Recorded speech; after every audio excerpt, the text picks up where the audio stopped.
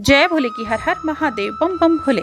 आज मैं आपको सुख सागर 5वें स्कंद का 5वां अध्याय सुना रही हूँ। सुनिए। विविध भांति शिक्षा दई पुत्रन कहे तनुभूत, ऋषि आश्रम गे ऋषभ तब धरि वरंती अवधूत।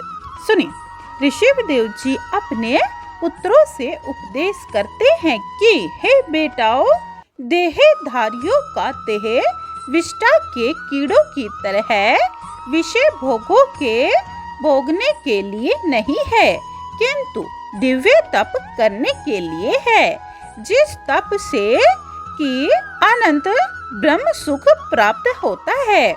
महात्माओं की सेवा करना ही मोक्ष का द्वार है। विषय पुरुषों का संग करना संसार के चक्र में फंसने वाला होता है। महात्मा सतचित शांत सबके प्रिय एवं कभी जिनको क्रोध नहीं आता है और न देह के अभिमान करने वालों में वे प्रेम करते हैं। मनुष्य को जब इंद्रियों की प्रीति के लिए विषयों की सामग्री इकट्ठी हो जाती है, तब वह मत वाला होकर बड़े बड़े पाप करता है और उन्हीं पापों से उनका देह दुख देने वाला हो जाता है। फिर वह जब तक भगवान वासुदेव में अपने मन को नहीं लगाता है, तब तक उनका देह से संबंध नहीं छूटता। जब तक इंद्रियों के विषयों को झूठा नहीं देखता है, तब तक अपने आत्म स्वरूप को भुला हुआ मैथुन सुख वाले इस गृहस्थ आश्रम चक्र में फंसा हुआ अनेक प्रकार के दुखों को भोगता रहता है।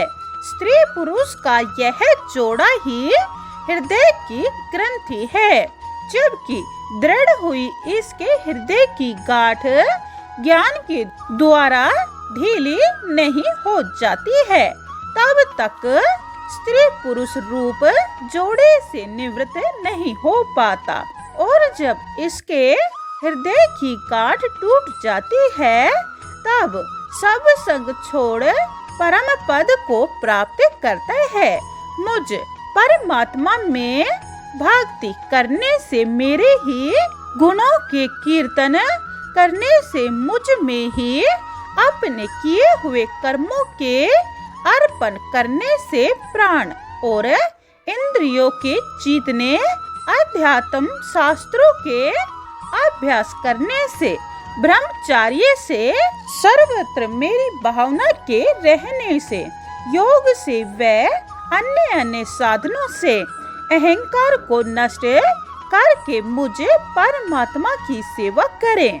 मेरे पद की इच्छा करने वाला पुरुष चाहे गुरु हो या पिता हो, चाहे राजा हो, कर्म में लगे हुए मूढ़ पुरुषों को अथवा पुत्र या शिष्यों को कर्मों से फंसाने की शिक्षा न दे। मनुष्य सकाम कर्मों में पुरुष को लगाता हुआ उसे संसार कूप में गिराना चाहता है। जो भक्त मार्ग के उपदेश से मनुष्य को संसार से नहीं छुड़ाता है, वह न पिता है, न गुरु है, न माता है, न पति है, वह तो शत्रु है।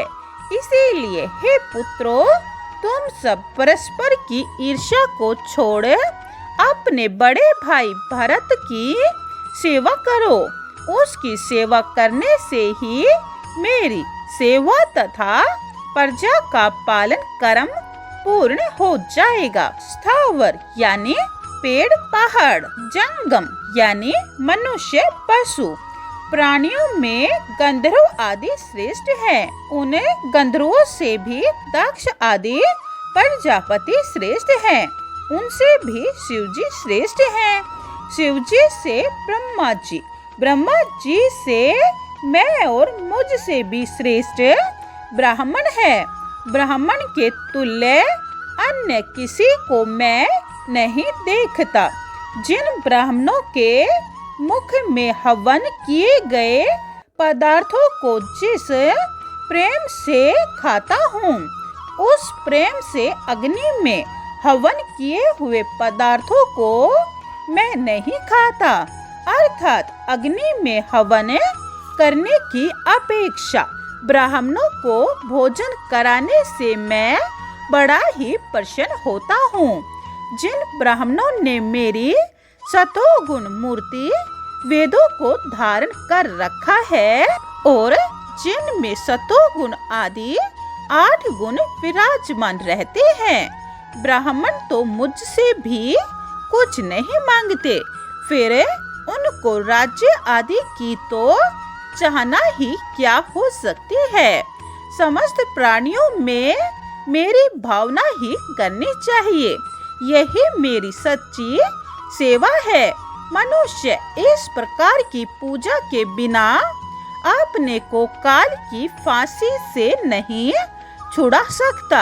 श्री सुखदेव जी बोले, इस तरह ऋषभदेव भगवान अपने पुत्रों को उपदेश देकर तथा अपने बड़े पुत्र भरत को राजगद्दी देकर पागल तथा जड़ की तरह ब्रह्मवर्त से नंगे ही शरीर चल दिए, गूंगे पहरे और अवधूत की भांति वेश बनाए हुए उन गांव कस्बा शहरों में दुष्ट लोग उनके ऊपर पत्थर धूल फेंकने लगे।